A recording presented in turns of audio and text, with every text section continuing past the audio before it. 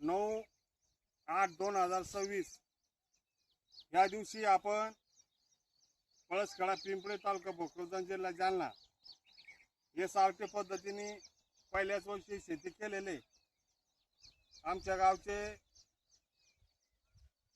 शेतकरी अशोकदादा पिंपळे यांच्या आपण शेतावर आलेलो आहे आणि यांच्या शेतामध्ये कापूस खाली आणि गवत वर अशा पद्धतीने गवत झालेलं होतं आणि याचं कारण म्हणजे मध्ये उघड पडली आणि पाऊस आल्यानंतर लगेच 4-5 दिवस पाऊस होता, त्याच्यामुळे ती फवारणी करता आली नाही, त्याच्यामुळे गवत झालं होतं. तर आपण त्यांनाच विचारू. दादा, पहिला आपला परिचय द्या. मी अशोक साहेबराव पिंपळे, पळसखेडा पिंपळे. मटन बोला. अशोक साहेबराव पिंपळे, पळसखेडा पिंपळे, तालुका भोकरदन, जिल्हा जालना. तुमचा मोबाईल नंबर सांगा. 93 59 84 14 17. बर, तुमचं किती वर्ष या सारखीच आहे? हे पहिलेच वर्षी. बर, तर तुम्ही याला बिनाशक आणलं नव्हतं का? नाही ना, मी नाशिक. बर, मग एवढं रतन कशामुळे झालं तुमच्या हातात? शेणखत टाकलं त्याच्यामुळे. नाही, शेणखत झालं ना, तुम्ही ते पाहिजे त्या टायमाला की मारलं नाही ना. त्या टायमाला हे 21 दिवसात मारायला पाहिजे होतं, तर तुम्ही किती दिवसात मारलं मग? 1 महिना. बोला ना तुम्ही. 1 महिन्यानं मारले गेले. हा, तर नमस्कार शेतकरी मित्रांनो, मी तुम्हाला याची कंडिशन सांगतो आणि आपले SRTचे जनक श्रीमान बळसावळे दादा कृषीरत्न कृषी भूषण यांच्या मार्गदर्शनानुसार खाली आणि त्यांनी हे तंत्र अंमलात आणलं. त्यांनी त्यांच्या शेतावर केलं आणि प्रथम आपल्या जिल्ह्यामध्ये विठ्ठलदादा वैद्य यांनी आपल्या जिल्ह्यात नंबर 1ला केला आणि त्याचं पाहून आम्ही केलं. आणि तुम्हाला सांगतो, हा कापूस हा 40 दिवसाचा आहे. याची लागवड 26-27 तारखेची आहे आणि तुम्ही बघू शकता याचं गवत जे हे कापसाच्या वर होतं. हे पहा, याचं हे 8 दिवस कापूस वाढा आणि हे कापूस दिसत नव्हता आणि त्याच्यावरून हे तण होतं. तिकडे फिरवा सर. आणि सगळ्या शेतामध्ये पहा कसं तण वाढलं. आणि तुम्ही म्हणसाल मग याच्यात कोणतं तणनाशक आणलं, तर कोणतं आणलं तुम्ही? राऊंड अप मारला 100 हा आणि शिपावर 100 हा आणि बस एवढं. आणि युरिया आणि लिंबू वापरले. बर, हे कोणाला सांगितलं तुम्हाला? तुमच्या मालकांना का? हे बापून नियोजन दिलं. म्हणजे मी त्याला सांगितलं, त्यांनी मला मंदिरात दर्शन करताना बोलले की बाबा आमच्या शेतामध्ये खूप गवत झालं आणि मग मी त्याला सल्ला दिला आणि त्या सल्ल्याप्रमाणे त्याने केलं.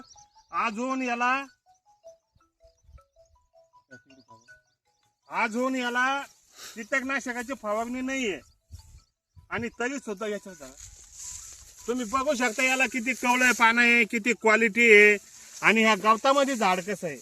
आणि याला 8 दिवस झाले मारून, आता मेलय आणि अजून याला 2-4 दिवस किल्ले व्हायला लागल आणि मग हा एकदम कापूस दिसन.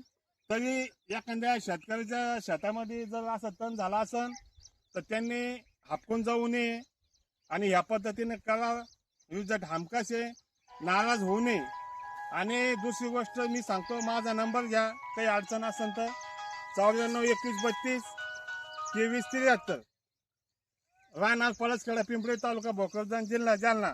तर आमच्या गावामध्ये असे 110 शेतकरी आहे आणि सगळ्यात जास्त तण बंद करतात याच्या शेतात झालं आणि ते सुद्धा कंट्रोल केलं.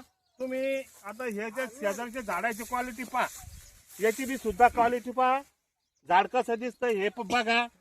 अशा प्रकारचं नियोजन केलं आणि याचे जे सगळे उपकार आहे श्रीमान भावसावळे दादा, आमच्या स्टार परिचारक विठ्ठलदादा वैद्य, मोरे साहेब, फोंड साहेब आणि डॉक्टर कोटे साहेब आणि याच्या सगळ्याच्या शेती बघून आमच्या गावात 110 शेतकरी झाले आणि सगळे जास्त यायच्या शेतात गवत आहे.